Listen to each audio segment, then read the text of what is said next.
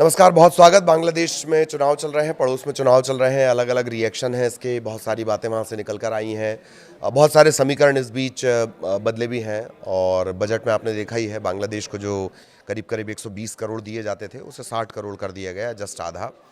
इन सब के बीच वहाँ चुनाव भी चल रहे हैं और चुनाव में अलग अलग रिएक्शन, तमाम तरह के आरोप प्रत्यारोप का दौर चल रहा है।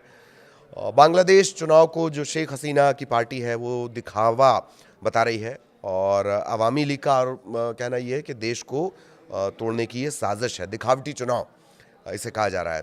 अब आप जानते ही हैं कि शेख हसीना जो है वो एक पूरा घटनाक्रम रहा। घटनाक्रम के बाद शेख हसीना को छोड़कर वहाँ से भागना ही पड़ा एक तरह से। फिर जो यूनुस हैं उनकी अगुवाई में एक अंतरिम सरकार वहाँ काम करती रही और अब वही सरकार चुनाव करवा रही है। तो आरोप प्रत्यारोप लग रहे हैं। अवामी लीग ने इंटरनेशनल कम्युनिटी से देश को टूटने से बचाने की अपील की, चुनाव को दिखावा बताया। पार्टी ने कहा कि सोची समझी कोशिश है, सिर्फ अवामी लीग को साइडलाइन करने के लिए नहीं है। कई ऐसी पॉलिटिकल पार्टियां भी इसमें शामिल नहीं हैं जो एक कट्टरपंथी सोच का विरोध करती हैं, एक उदार बांग्लादेश की वकालत करती हैं। दावा किया गया कि अवामी लीग की राजनीतिक सोच से जुड़े लाखों मतदाताओं को जान से मारने की धमकी दी जा रही है, अपनी मर्जी के खिलाफ वोट डालने के लिए मजबूर किया जा रहा है और जानबूझकर वोटर टर्नआउट बढ़ाने की एक रणनीति है। ये अवामी लीग की तरफ से, शेख हसीना की पार्टी की तरफ से गंभीर आरोप लग रहे हैं। अवामी लीग ने ऐसा क्यों किया, क्यों ये वो विरोध जता रही है, उसे भी जान लीजिए कि दिखावटी चुनाव में भीड़ का आतंक, लिंचिंग, बेरहमी, टॉर्चर शामिल है। यही लगातार हावी रहा है।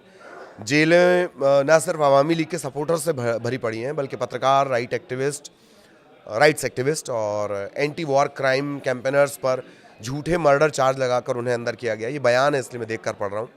अवामी लीग के हटने के बाद अल्पसंख्यकों की हालत पर पार्टी ने कहा कि इस मजाकिया चुनाव से पहले ही लाखों अल्पसंख्यक जो है वो ख़त्म होने के कगार पर हैं। हमने इस बीच बहुत सारी खबरें आपको दिखाई भी हैं कि किस तरीके से वहाँ हिंदुओं की टारगेट किलिंग हो रही है।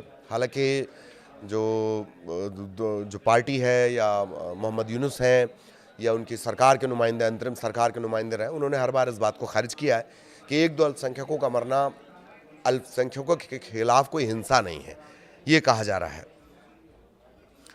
तो अवामी लीग का आरोप ये भी कि चुनाव लड़ने वाली पार्टियों की तरफ से चुनाव की जो इंजीनियरिंग की कोशिश है उसके विजुअल्स आए हैं। कोड ऑफ कंडक्ट की खुलेआम जो है उल्लंघन किया जा रहा है और यूनुस, अंतरिम सरकार के जो अगुआ हैं यूनुस, उन्होंने सरकार का पैसा बर्बाद किया, वोट के लिए कैंपेन किया, जनता के फैसले पर भरोसा करने के बजाय नतीजा तय करने पर साफ साफ उनका ध्यान है। रेफरेंडम जो एक सेक्युलरिज्म को ख़त्म करना चाहता है, पूरी तरह से गैर संवैधानिक काम है।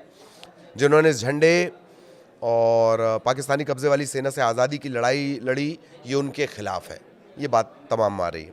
अवामी लीग ने विदेशी ऑब्जर्वर और सभी इंटरनेशनल स्टेक होल्डर से अपील की है कि यूनुस की बड़ी बड़ी बातों पर भरोसा करके इस काम को सही ठहराना देश को लंबे समय तक अस्थिरता में ढकेले रखना है। तो बांग्लादेश में जिस तरीके के हालात चल रहे हैं और उन्हीं हालात के बीच चुनाव हो रहे हैं, तमाम तरह के कट्टरपंथ के आरोप लग रहे हैं। कट्टरपंथी पार्टियां जो हैं वो उनको लेकर आरोप लग रहे हैं, टारगेट हिंदुओं पर टारगेट किलिंग के आरोप लग रहे हैं। इन सब के बीच चुनाव वहाँ पर हो रहा है और उस दौरान जो शेख हसीना की पार्टी अवामी लीग, उसने गंभीर आरोप लगाए हैं मोहम्मद यूनुस पर, जो अंतरिम सरकार चला रहे हैं और जो चुनाव कैंपेन वहाँ चल रहे हैं। ये तमाम चीज़ों पर ये गंभीर आरोप लग रहे हैं। आरोप प्रत्यारोप का दौर है, चुनाव है चूँकि, तो अमूमन यही सामने आता है, लेकिन इससे कहीं ना कहीं जज्बातों से जोड़ा जा रहा है, बांग्लादेश के जन्म से जोड़ा जा रहा है, कट्टरपंथ और अल्पसंख्यकों पर अत्याचार को से जोड़ा जा रहा है, सेक्युलरिज्म का जो एक ढांचा वहाँ पर था उससे इसे जोड़ा जा रहा है कि उस ढांचे को, उस फ्रेम को ख़त्म करने की ये कोशिश है। हालांकि चुनाव के लिए वोटिंग चल रही है, इक्का दुक्का जगहों से हिंसा की भी खबरें आई हैं और वोट नहीं करने दिया जा रहा है, इस तरह की भी बातें सामने आई हैं। तो अब वोटिंग की प्रक्रिया चल रही है, आगे इस वोटिंग में क्या कुछ अपडेट है वो भी आप तक पहुंचाएंगे। नमस्कार।